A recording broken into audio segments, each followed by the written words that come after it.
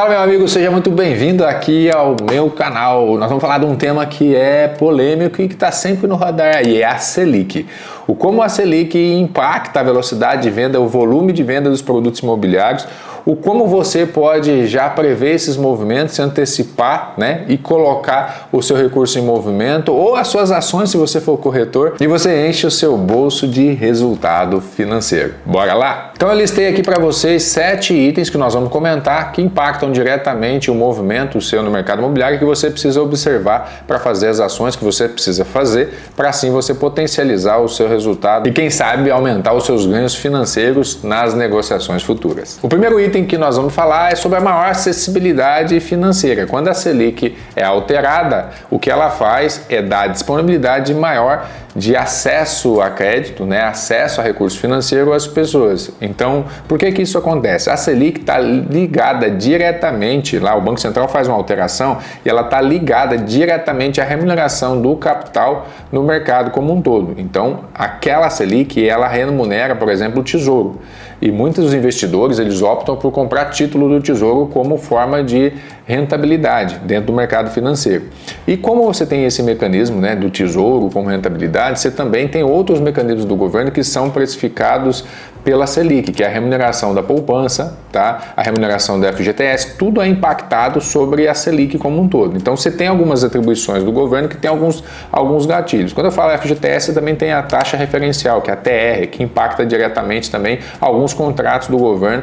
Quando você vai para esse nível de contrato, a TR não impacta tão diretamente quando ela está zerada, né? Mas quando o governo começa a mexer, essa taxa referencial ela vai 0,25, 0,2, 0,1, 0,5, ela começa a subir todos os outros contratos. Você vai ver que tem contratos lá do governo que você tem uma rentabilidade lá 6,5%, ou poupança mais TR, Selic mais TR, alguns contratos têm esse tipo de variação. Né? Mas a gente está falando especificamente aqui da Selic. A Selic ela é atrelada a vários contratos entre bancos, tá? E é a remuneração do capital, né? O CDI, os CDBs, eles são todos referenciados e apoiados nesse movimento, que é o movimento onde o governo empresta dinheiro para os bancos, os bancos pegam dinheiro no mercado também, baseado nessa movimentação da rentabilidade, né, de CDI, que você já deve ter visto aí, 120% do CDI, 130% do CDI, a Selic contribui para que todo esse movimento seja feito dentro dos bancos, tá? Não vou entrar na atribuição da Selic, propriamente na funcionalidade da Selic, na verdade, dentro dos bancos, né? Mas vou falar aqui como ela impacta a acessibilidade financeira no mercado, tá bom? Então, assim, a partir do momento que a Selic cai, então vamos imaginar que a Selic caindo, ela vai contribuir para que o Banco do Brasil, por exemplo, diminua os juros, né? Então, o Banco do Brasil diminui os juros, a Caixa Econômica diminui os juros, por exemplo, que são os bancos do governo. Naturalmente, eles começam a ofertar os clientes que estavam lá no Santander, no Bradesco, no Itaú, eles começam a olhar que na Caixa está mais barato, o Banco do Brasil está mais barato, eles começam a, com a formiga, indo atrás de doce, né? Mosca vindo atrás de doce na padaria. Vai todo mundo lá em cima para poder comer o docinho que está saindo lá, porque está mais barato, está mais acessível. E automaticamente os outros bancos começam a olhar e falar, peraí, nós vamos ter que fazer alguma coisa. Então começam a despencar as outras taxas também para tentar buscar esses clientes de volta.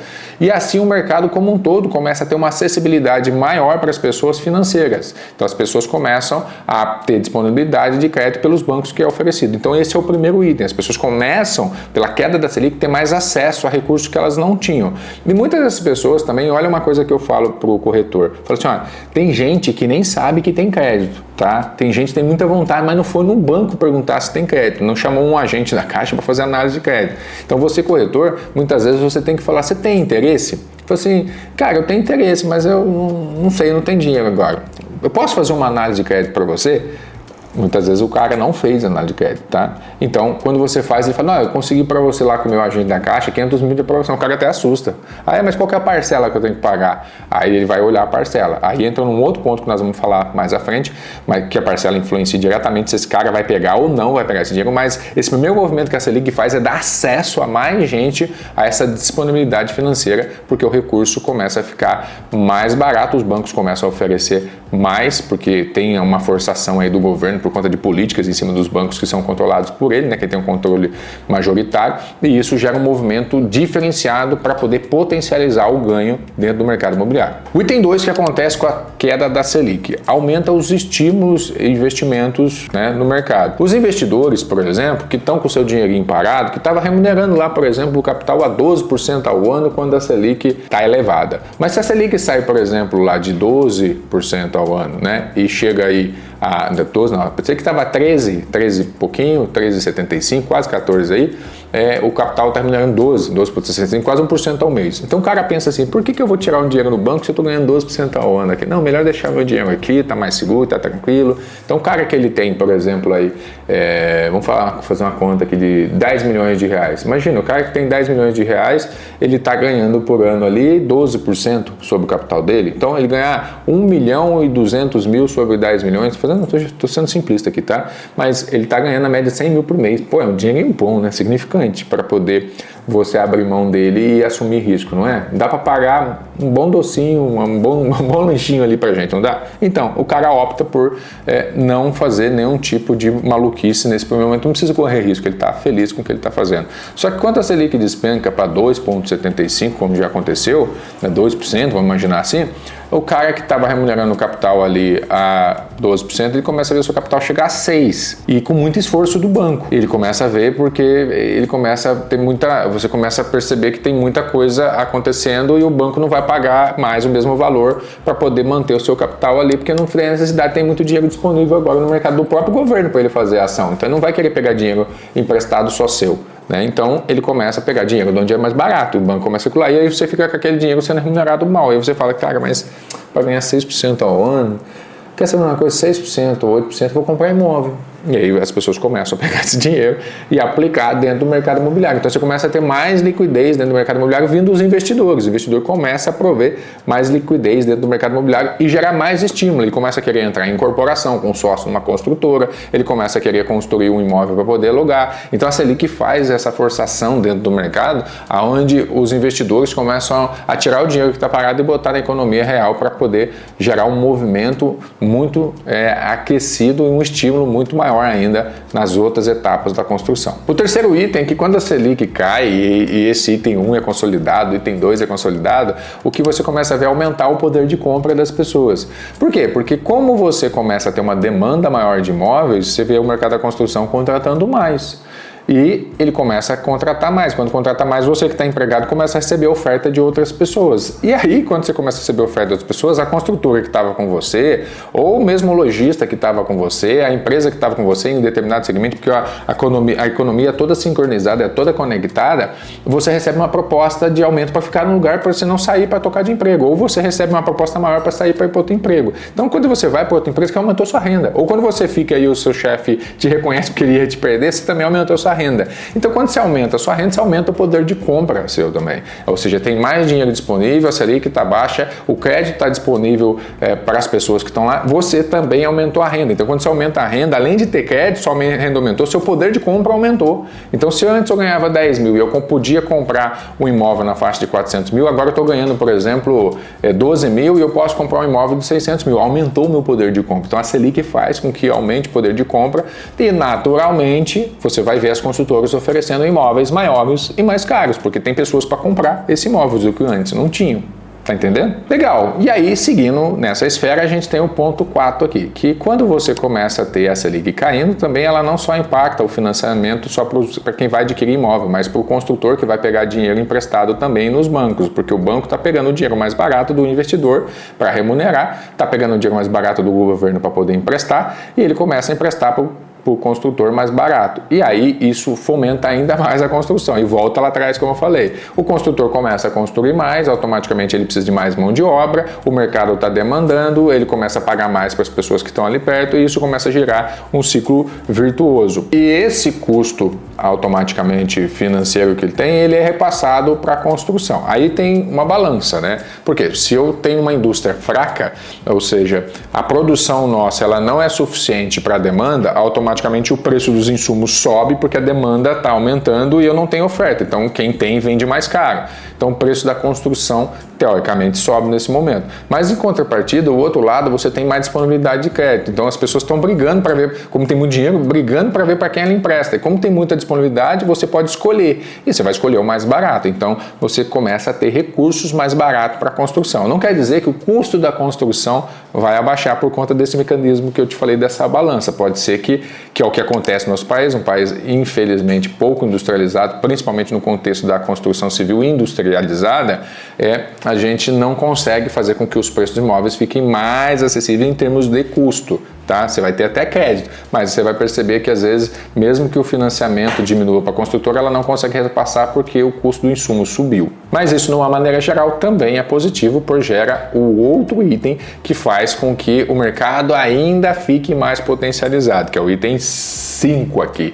O consumidor, ele começa a ficar mais confiante, porque você começa a ver tudo dando certo, você começa a ver um prédio saindo ali, você vê que o seu investimento que você comprou valorizou, aí você vê uma loja abrindo ali, aí você vê o outro sendo contratado no emprego ali, todo mundo começa a ficar mais confiante. E a Selic tem esse poder, tem o poder de gerar confiança no mercado. E aí, como eu fiz em outros vídeos, né, você pode ver em vídeos anteriores que a gente já gravou, eu falo muito sobre a curva da onda, a onda, né? Tem hora que você está aqui começando uma onda que ninguém viu, você comprou um imóvel barato e ela vai subir, tem hora que você está no meio da onda, assim, e tem hora que você está na crista da onda. Então você só tem que tomar cuidado, porque pode ser que tenha momentos que você está na crista da onda, que pode ter algum tipo de intervenção do governo, algum tipo de ação, porque alguns sinais vão ser ditos e você precisa ficar atento. Principalmente esses sinais são a Selic também, se ela não for coordenada, ela provoca inflação.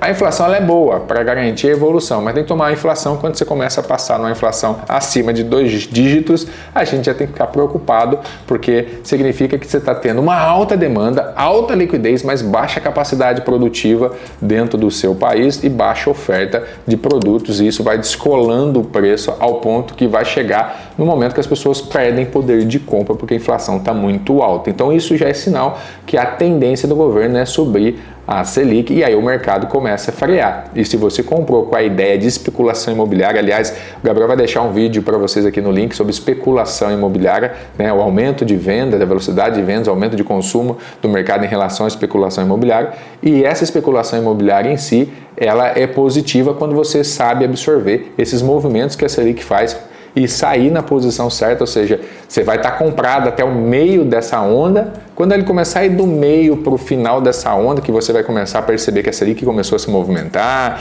você vai começar a perceber que os preços estão subindo muito drasticamente, está na hora de você vender sua posição e ficar vendido, porque a hora que essa queda vier, você está com o capital na mão para fazer sua próxima aquisição. E o sexto item aí que a Selic faz, ela traz mais liquidez, né, no geral para você. Então, por exemplo, você tem uma situação, uma estabilidade e confiança, uma das coisas que a gente costuma ver é pessoas que têm os imóveis pegar, fazer o financiamento dele para o filho, do filho para ele, e pegar esse capital para fazer investimento dentro do mercado imobiliário, porque não tinha dinheiro, mas ele tinha um ativo, então ele gera liquidez através desse movimento.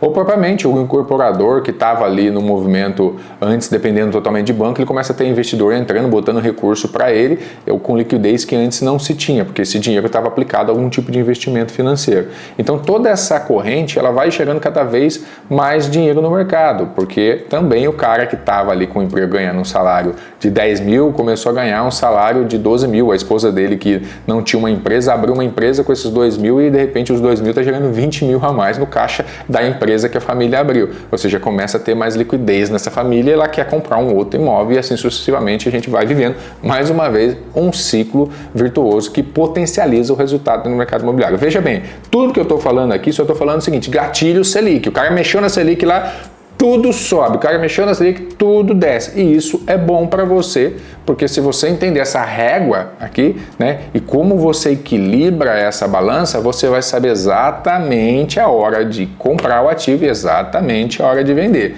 Lembra, o lance do mercado imobiliário como um todo, primeira regra que você deve entender para investir no imóvel: você deve sempre comprar bem. Só que para você comprar bem, você tem que ter essa visão de mercado, para você saber se você está comprando dentro do preço realmente de mercado ou se você está comprando dentro de um preço de oportunidade de mercado para você em relação ao que vai acontecer. Às vezes, para o cara que está vendendo, como eu já falei em outros vídeos, ele está vendendo um ativo pelo preço que ele comprou ou acima do que ele comprou, tá? E você não pode ver focar no que ele está ganhando ali. Você tem que ver o seguinte: qual é de fato, o deságio que você está tendo em relação ao preço de mercado como um todo, qual é o risco que aquele imóvel apresenta para você versus a potencialidade técnica dele, uso de ocupação, né? Qual a vocação que esse imóvel tem de uma maneira geral para você proteger o seu patrimônio. Mas você pode fazer um movimento de aquisição desse imóvel, independente se o cara está ganhando dinheiro na operação para você. Mas você tem que ganhar na compra. Você tem que ter certeza que você está ganhando na compra. Agora, se você conseguir ganhar o que o cara ganhou, é lógico que é excelente, mas isso não é regra. E o sétimo último item, que é lógico que isso acontece, a Selic, quando ela faz as movimentações no contexto para baixo, ela gera todo esse ciclo virtuoso que a gente está comentando aqui, ela gera uma estabilidade econômica muito grande e você começa a perceber um crescimento. E se o governo tem uma intervenção bacana para favorecer a indústria, fornecer produtos e facilitar, por exemplo, a importação para que a gente tenha produtos para atender o nosso crescimento aqui, esse movimento ele fica sustentável, ao ponto que a inflação controlada, junto com essa entrada de produtos ou a produção de produtos, faz com que você tenha um equilíbrio entre o que se está ganhando, ou seja, o que eu estou investindo e o que eu estou recebendo de retorno e, de fato, quanto está custando todo esse capital para você fazer esse investimento. E você começa a perceber que tem muitos empresários mesmo, que às vezes eles não têm capital, mas eles têm crédito. E aí ele pega esse crédito, que é da economia do banco, da parte financeira, né, na verdade, e ele bota esse dinheiro para gerar na economia real e ele começa a construir um prédio, começa a construir outro, e aí você vai pagando ele com os financiamentos, que você também pega com a sua outra instituição, e ele vai virando uma roda positiva, né, uma roda virtuosa, mais uma vez falando aí, que gera uma satisfação para todo mundo lá, uma confiança, um conforto muito grande, ao ponto de o mercado cada vez ficar mais seguro. Você vê como quando as pessoas falam do mercado americano é porque ela tem essa roda muito bem estruturada, a estabilidade muito bacana. Vamos tirar fora 2008 aí, foi o que aconteceu, gerou uma especulação muito grande exatamente por não ter as observâncias que nós temos aqui no Brasil. Aliás, uma das coisas para falar para você, o mercado imobiliário do Brasil é um dos mais seguros do mundo, porque a gente tem esse excesso de mecanismo que você tem a oportunidade de você, brasileiro, talvez ser uma das nações, por você estar aqui no Brasil, que saiba lidar muito melhor com a economia aqui do que qualquer outro estrangeiro que venha para cá, porque nós temos um modelo de gestão atípica, mas que traz muitas vezes muita segurança para a gente e rentabilidade também. Então esse é o vídeo de hoje falando sobre Selic, sobre como a Selic impacta esse volume de vendas, o aumento das vendas e por que ela impacta, e também a ideia desse vídeo é dar uma visão mais amplificada para você sobre como a Selic pode ser utilizada nas suas ações de investimento ou como você pode observar esses movimentos que possam, de alguma forma, estar trazendo para você uma outra alusão de coisas que você podia estar fazendo e não está fazendo porque você não tinha entendimento que a Selic podia impactar dessa forma que eu te expliquei aqui. Se você gostou desse vídeo, deixa o seu like aí, você ajuda a pagar o canal aí, os vídeos que a gente está produzindo, porque cada like desse aqui é como se fosse uma notinha que a gente está recebendo aqui e vai lá para o sistema do YouTube. Ele fala, esse conteúdo é bom e eu vou distribuir mais. Então você faz um favor para nós e para quem precisa receber esse conteúdo. Vai aí em cima, se você não segue o nosso canal, segue o nosso canal e aciona o sininho, que assim que eu postar vídeos novos, você vai estar recebendo também em primeira mão. Fechou? Te vejo no próximo vídeo. Um abraço!